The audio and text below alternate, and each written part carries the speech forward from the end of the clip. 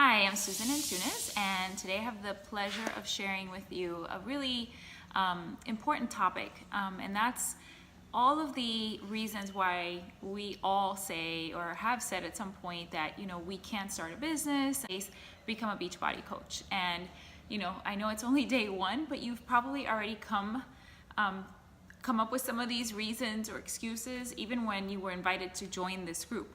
Let's be real, like our mind just starts working, nonstop when you hear of a new idea or something, and you have that like, oh, maybe I could, but, and then you have like this list of reasons why you can't. I know I had them, so, and I know everyone in this group that is a coach, I know also had them. So I just wanted to go over the most commonly heard reasons why, this is just something that you can't do. All right, so the first one is I'm not at my goal weight. I'm not at my goal weight. I'm not in, great health. I'm not where I want to be with my fitness goals and my nutrition goals. So how can I possibly help someone else or coach someone else when I'm a hot mess, right? So actually that's way better, because you think about this. When you go on, like, let's say on Instagram, and you see those accounts of people that have like millions and millions of followers, right? And they're like, they've been, fitness gurus for like ever, and they've never had like a chocolate chip cookie in their life, and they just look amazing, right? And everything's like perfect. It kind of feels like it's out of reach, like, well, of course she's like that because, and you give all these reasons. But when you see someone else that's like doing it with you, like think of, if you're a mom, when you get advice from another mom who's doing the same thing, like in the grind, in that grind every single day with you, and maybe has similar age kids, and you get advice from them, it kind of like means more, because it's it's like relevant. I don't know, it's like they're going through the same thing you are, and you're just like learning from them, versus if someone that's like 50 tells you some advice on how to raise a baby, you're like, what does she know? She raised their kids such a long time ago, and they can't relate. And that's the whole thing, it's that relatability. So coaching is about showing people that you're normal, that you're an everyday person who's on this journey, and that you make mistakes, and that you have the cookie, and that you skip a workout, and but you're consistent, and you're consistently trying to improve yourself. That's what coaching is. And it's kind of like you're sharing that you're a better version today of the girl that you were yesterday. And that girl that you were yesterday might be where they are today. So you just may need to be one day ahead of them or 2 days ahead of them, and you can already offer so much value to people. That is what we do as coaches, and they relate to the struggle, so much, because you're sharing that you're going through the same things. Oh, I want to work on myself first, right? We get that all the time. I said that too. How can I don't want to go into coaching because I want to make sure that I work on me and that I don't neglect myself, and I want to make sure that I have this down to like a science, and I know what I'm doing before I start even thinking about helping someone else. And it's funny because that's exactly like how I felt at the beginning, but that's exactly why you need to coach, guys. The accountability that you get from coaching is like nothing you can get from anywhere else. Think about it. You're showing up every single day to your fitness journey because you want to invite other people along with you. So your accountability is like up there. And if you co-host a challenge group, maybe with your coach, or you start hosting your own, you got to show up if you're asking other people to show up. So it's like 10x's your accountability. So if you really want to work on yourself, coaching is like the best thing that you can possibly do. It's better than joining any group, having any challenge or anything. It's the best thing that you can possibly do. I'm not a salesperson. Perfect, because neither am I, and I don't see myself as a salesperson at all. I am just someone that shares the journey that she's on and says, look, this is what's working for me, and come and join me if you want to do it with me. That's what it is. I'm not selling you a product, for example. I am selling you a lifestyle. If that, I'm selling you a mindset of, hey, you can, change the way you're living your life right now, and it doesn't have to look like this forever. You can do something different. So we actually train you on not how to be salesy. We're like a company that's all about peer-to-peer experiences. We use a service, we use products, and we share about it, and we share our transformation real and raw as we're going through it. is I don't have a big following on social media, and I am super shy. I personally had less than 200 followers on Facebook. I had an Instagram account that I had maybe 5 people on. I didn't really use it, and I'm a super huge introvert. So where you live, your town population, you know, your personality, all of that stuff has nothing to do with it. All you really need is, you know, Wi-Fi. Do you have Wi-Fi? Then you can do this. You know, you can start from anywhere. All you need is Wi-Fi. Seriously.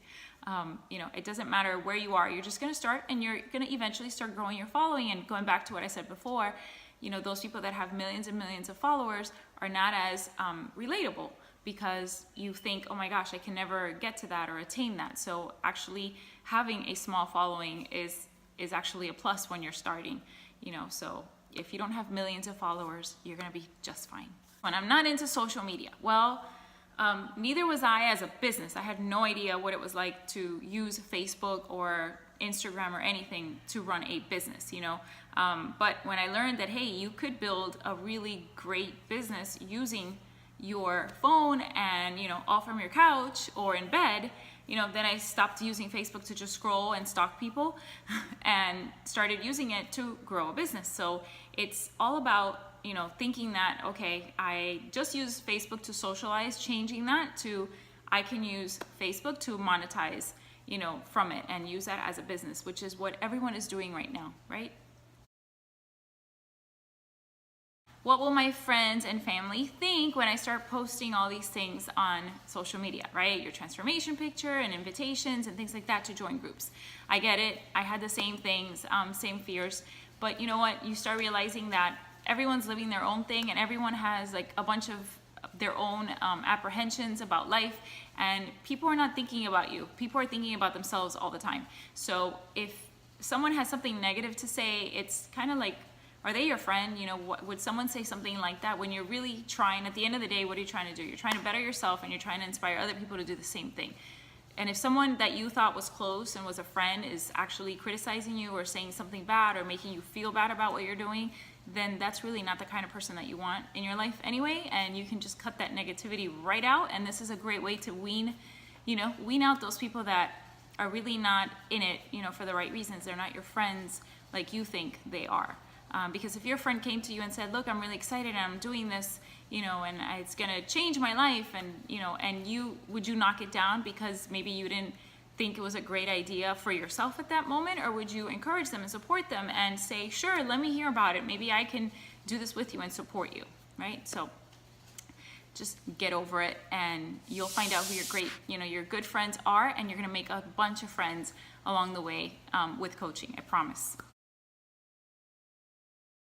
And the last one is I don't have time. You know, between work and the husband and the kids and all the after school activities and all the baggage that comes with being a woman, there's no way I can possibly add anything else to my schedule. Okay, I hear you. We've all thought exactly the same way. But we teach you how to schedule your business activities in very small pockets of time. Like you need 4 pockets of time, 4 to 5 pockets during the week, you know, to start your business. And they're small. They're not like you don't need hours every single day to do this. And we teach you the simple little behaviors that if you do them consistently, will grow your business over time without needing to take away, you know, your quality time or your time to rest. You know, we're really big on self-care. So we are not about, you know, neglecting ourselves and, you know, working all night and not sleeping or depriving yourself of having any fun. That's not what we do. That's the opposite of what, you know, we're all about. So the more you grow as a person, the better care you're going to want to take care of yourself. And as soon as you start cutting out all the distractions like Facebook scrolling and stalking other people and binge watching TV and all of those things that we do sometimes, and you don't necessarily think, oh my gosh, you know, this is taking up so much of my time, but it really is.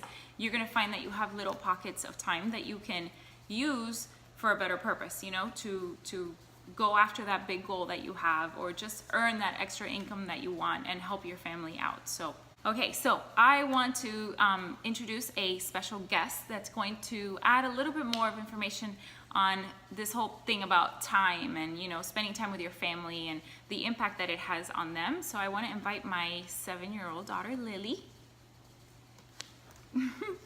And Lily is going to share what she thinks about Beachbody and her mommy being a Beachbody coach.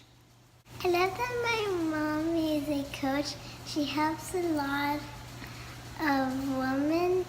We get to do fun things together, and they go on fun trips with Beachbody like Punta Cana in Mexico. My mommy is happier and healthier now that she is a coach, and I love working out with her. Oh. So, do you think that they should really, really think about being a Beachbody coach and do it? You think they should become a Beachbody coach? Yes. Yeah, it's fun, and their kids are gonna love it, right? Yeah. Okay. So that's it, guys. Hopefully this was helpful, and if you can relate to any of those objections, if you've had any of them already, any of those reasons or excuses, we'd love to hear about them. Just comment below, be honest, and we'll share our thoughts on it, and I'm sure other people in here will also relate and share what they're thinking too. All right? Yep. Okay. Thanks.